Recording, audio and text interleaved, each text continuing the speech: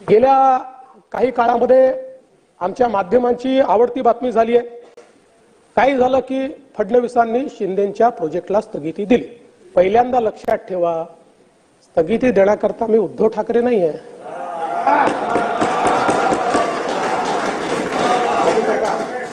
ये धूल चेहरे पर थी और आईना पोछते रहे। आताही तुम्हाला एवढं चांगलं सांगितल्यानंतर तुम्हाला आमच्यातच दिसतंय चेहरा पुसा।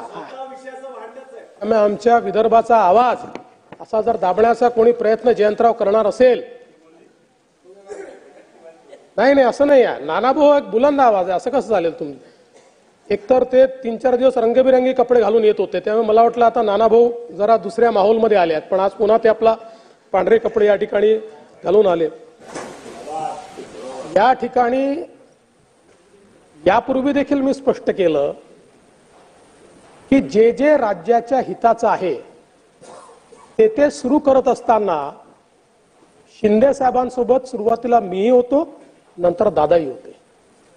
त्यामुळे घेतलेले जे निर्णय आहेत, या निर्णयांची जबाबदारी ही एकट्या एकनाथराव शिंदेची नाही आहे, ती आमची तिघांची देखील जबाबदारी आहे। आणि ज्या ठिकाणी काही गोष्टी आम्हाला आढळल्या, प्रशासन आपणही चालवलंय, खालच्या स्तरावर गडबड होतात, त्या ठिकाणी चर्चा करूनच स्थगिती दिलेली आहे। पण मला तर आश्चर्य वाटतं, म्हणजे माझ्याकडे आता मी तुमचा वेळ घेत नाही, अनेक इन्सिडेंसेस आहेत। विभागीय आयुक्तांनी आपल्या स्तरावर स्थगिती दिली तरी देवेंद्र फडणवीसांचा दणका, खात्याच्या मंत्र्याने स्वतःच्या खात्यामध्ये त्या ठिकाणी केंद्र सरकारच्या निर्देशानुसार त्या ठिकाणी स्थगिती दिली तरी देखील फडणवीसांनी शिंदेच्या खात्यामध्ये स्थगिती दिली। एक गोष्ट माध्यमांनाही सांगतो आणि आपल्यालाही सांगतो, दादांचं काय आहे की दादा थेट अटॅकच करतात ना, त्याच्यामुळे कोणी फार वाटत जात नाही। त्यामुळे एक गोष्ट सांगतो, हे समन्वयानं चालणारं सरकार आहे। या सरकारमध्ये सगळे निर्णय आम्ही तिघही मिळून घेतो आणि एक गोष्ट अजून सांगतो, बैठका होतात। आता काही बैठकांना दादा असतात, काहींना शिंदे साहेब असतात, काहींना दोघंही असतात, काहींना दोघांपैकी एकही असतो। जो आला नाही तो नाराज, बैठकीला आला नाही म्हणजे नाराज। मला असं वाटतं की क्वालिटीच्या बातम्या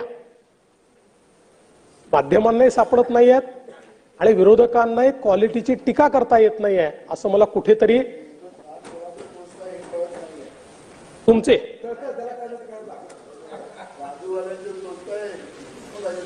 आणि मला याही गोष्टीचा आनंद आहे की सभागृहातल्या जवळपास 17.36% एवढ्या सदस्यांनी या चर्चेमध्ये भाग घेतला। फक्त आमच्या नानाभाऊंनी का घेतला नाही, काँग्रेस पक्षाने नानाभाऊचं नाव इथेही कापलं का, असा प्रश्न मला या निमित्ताने येतोय। त्यामुळे आमच्या विदर्भाचा आवाज असा जर दाबण्याचा कोणी प्रयत्न जयंतराव करणार असेल, नाही असं नाही आहे। नानाभाऊ एक बुलंद आवाज आहे, असं कसं चालेल? तुम्ही एकतर ते 3-4 दिवस रंगबिरंगी कपडे घालून येत होते, त्यामुळे मला वाटलं आता नानाभाऊ जरा दुसऱ्या माहोलमध्ये आले आहेत, पण आज पुन्हा ते आपला पांढरे कपडे या ठिकाणी घालून आले। पण काही हरकत नाही। मला असं वाटतं की राहुल नाही, कालच आले होते राहुलजी। अच्छा, त्यामुळे पण काय हरकत नाही। मला असं वाटतं की राज्यातल्या जनतेने एक खूप मोठं मॅन्डेट या सरकारला दिलं आणि महायुतीच्या पक्षांवर एक मोठा विश्वास या ठिकाणी राज्याच्या जनतेने दाखवला आणि त्या विश्वासाला अनुरूप कार्य हे आमच्या महायुतीच्या सरकारकडनं केलं पाहिजे। याबद्दल एक भविष्याची वाटचाल आपण त्या ठिकाणी ठरवली आणि त्यानुसार आज राज्यामध्ये आपण वेगवेगळ्या प्रकारची कामं या ठिकाणी करण्याचा प्रयत्न करतोय। त्यामुळे एक गोष्ट निश्चितपणे या ठिकाणी सांगितली पाहिजे की छत्रपती शिवाजी महाराजांच्या संदर्भात, छत्रपती संभाजी महाराजांच्या संदर्भात अत्युच्च अशा प्रकारचा आदरभाव असलेलं हे सरकार आहे. जयंतराव, आम्ही कधीही छत्रपतींच्या कुटुंबाला त्या ठिकाणी दाखले मागितले नाहीत, कधीच नाही मागितले. की तुम्ही खरंच छत्रपतींचे वारस आहात अशा प्रकारचा दाखला काय, हे मागणाऱ्यांपैकी आम्ही नाही आहोत. आमचा विश्वास आहे छत्रपती शिवाजी महाराज होते म्हणून आपण सगळे आहोत, हे मानणाऱ्यांपैकी आम्ही आहोत.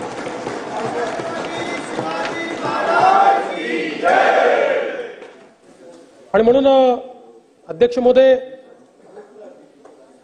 काही गोष्टी राहून गेल्या असतील तर त्याची उत्तरं नंतरच्या कुठल्या तरी चर्चेत येतील. काही कोणाला जर या ठिकाणी रायटिंगमध्ये देता आली तर ती देखील देण्याचा प्रयत्न आपण करू. पण शेवटी मी एवढंच सांगेन की जगद्गुरू तुकाराम महाराजांनी सांगितलंय, अवगुणांचे हाती आहे अवघीच फजिती, नाही पत्रासवे चाड, प्रमाण ते फिके गोड, विष तांब्या वाटी, भरली लावू नये होटी, तुका म्हणे भाव, शुद्ध बरा सोंग वाव. याचा अर्थ काय आहे? अवगुणी माणसांची नेहमीच फजिती होते. भांडे चांगले आहे की नाही यापेक्षा त्यातला रस पिण्यायोग्य आहे की नाही हे आधी बघायचं असतं. आणि विष तांब्याच्या किंवा सोन्याच्या वाटीतही भरलं तरी देखील त्याचं सेवन हे अयोग्यच असतं. आणि म्हणूनच शुद्ध भावाने काम करण्याचा जो संदेश या ठिकाणी जगद्गुरू तुकाराम महाराजांनी दिलेला आहे, या जनादेशानंतर तशाच शुद्ध भावाने काम करण्याचा आमचा प्रयत्न आहे. त्यामुळे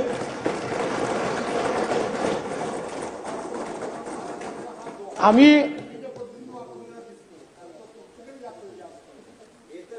हाच प्रॉब्लेम आहे. म्हणून मागच्या वेळेस मी सांगितलं की धूल चेहरे पर थी और आईना पोछते रहे.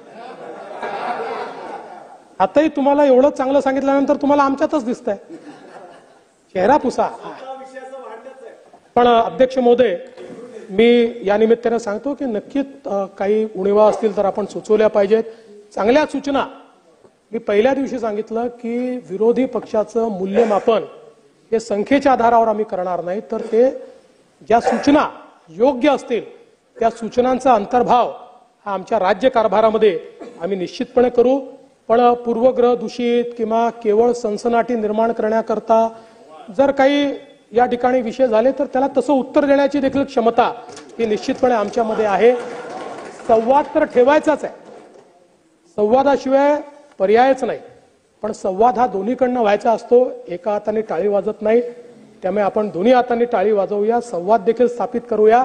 आणि आपला महाराष्ट्र जो इतर कुठल्याही राज्याच्या पुढे आहे, सेकंड टू नन असा जो आपला महाराष्ट्र आहे, हा अधिक उत्तम करण्याकरता आपण सगळे प्रयत्न करूया.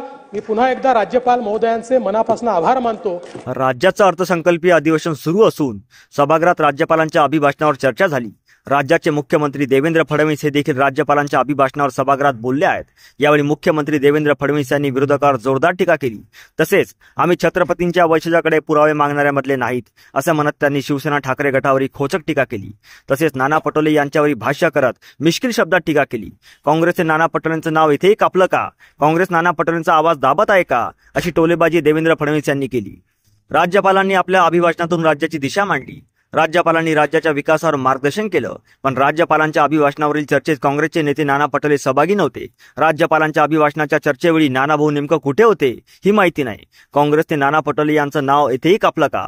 की नाना पटोले यांचा आवाज काँग्रेस इथे दाबण्याचा प्रयत्न करत आहे? खरं तर नाना पटोले हे विदर्भाचा बुलंद आवाज आहेत. गेल्या 2 ते 3 दिवसापासून नानाभाऊ रंगबिरंगी कपडे घालून येत होते. त्यामुळे मला वाटलं की नानाभाऊ दुसऱ्या माहोलमध्ये आहेत. पण आज ते पुन्हा पांढरे कपडे घालून आलेत असे म्हणत देवेंद्र फडणवीस यांनी नाना पटोले यांच्यावर मिश्किल टीका केली.